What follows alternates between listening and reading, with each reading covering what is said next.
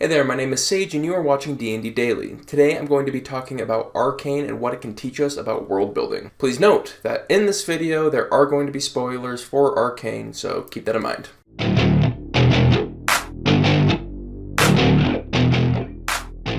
The first lesson I want to talk about comes from a character whose name you might not even recognize, Huck. Huck is the timid, orange-haired man that we see being bullied in Vander's bar in the very first episode. The one where the two people are not giving him enough money, and he's like, hey, I want all the money, and they're like threatening him with the knife.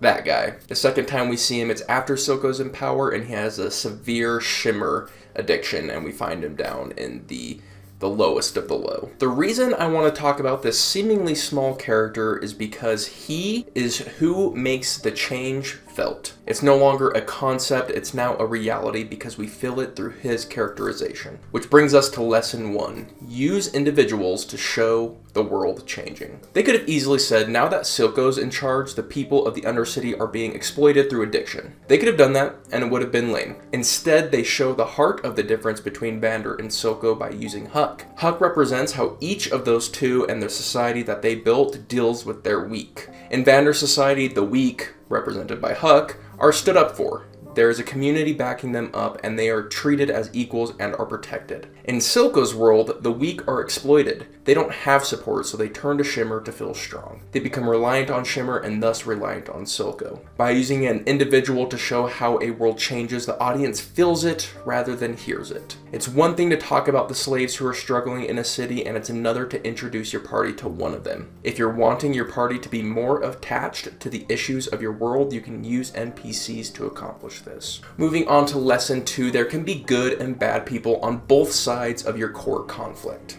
While a black and white, good and bad can sometimes be desirable, sometimes we want nuance. A good way to achieve this is to have good and bad people on both sides of the conflict. Silco is a villain, but Vi is a hero, and they're both on the Undercity side. On the Topsiders side, we have Marcus, who is definitely a villain, and we have Caitlin, who is definitely a hero. By setting up the world this way, your PCs don't have to take sides. You let them explore, consider, and make choices that have nuance to them. The world of Arcane is so nuanced, you can often find people in the community discussing who is a hero, who is a villain, maybe there's no villains at all, maybe they're all heroes, and I think this discussion works to Arcane's favor. Thinking about your central conflict, ask yourself, do you want there to be nuance? If so, using NPCs is a good way to bring that to your campaign. Related to lesson 2 is lesson 3, which is contrast, contrast, contrast. The Topsiders versus the Undersiders. Shimmer versus Hextech.